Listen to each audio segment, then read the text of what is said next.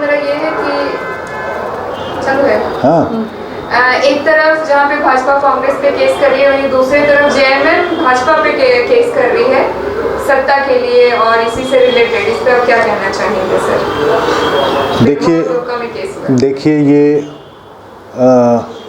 चुनाव का वक्त है और चुनाव के वक्त कुछ ऐसी बातें सामने आई है, तो कांग्रेस के जिलाध्यक्ष दुमका के केस किए हैं और उसके दूसरे दिन बीजेपी वालों ने केस किया है। तो जो चीज़ें सामने आई है वो पूरी तरह से निराधार बात थी, और किस आधार पर भारतीय जनता पार्टी के प्रदेश अध्यक्ष ने कहा था कि 3 महीना के बाद सरकार गिर जाएगा। या तो उनको डेमोक्रेसी पे भरोसा नहीं है, या फिर वो ये क्यों नहीं अपने चुनावी घोषणा पत्र में, अपने मैनिफेस्टो में उनको लिख देना चाहिए कि चाहे जितना भी चुनाव के परिणाम आए हम सरकार ज़रूर बनाएंगे। क्योंकि हम सभी जानते हैं बीजेपी के 25 सदस्य हैं, 2 उनके समर्थक दल आजसू के हैं 27,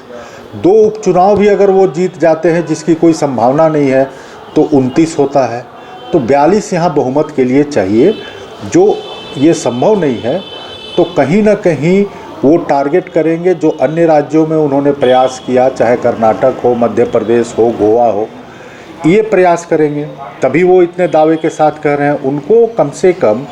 वो भारतीय जनता पार्टी के प्रदेश अध्यक्ष हैं, उनको कोई बात कहने के पहले सोचना चाहिए कि हम क्या बोल रहे हैं। और जब आपके पास जनता ने जनादेश दिया है, बहुमत महागठबंधन को दिया, हेमंत सोरेन के नेतृत्व में सरकार चल रही है, और ऐसे में आप बयान दे रहे हैं कि सरकार गिर जाएगी उपचुनाव के बाद, तो इसको आधार बना के कांग्रेस ने कहा है कि कहीं ना कहीं कोई कंस्पिरेसी हो रही है, जिसके चलते जिसकी जो है जांच पड़ताल होनी चाहिए कि किस आधार पर ये कह रहे हैं कि सरकार, ये राजनीतिक दल होने के नाते ये ज़रूर कह सकते हैं कि हम दोनों सीट जीतेंगे, लेकिन ये नहीं कह सकते हैं कि वो दोनों सीट जीतने के बाद हम बहुमत से सरकार बनाएंगे। क्योंकि हम सभी जानते हैं कि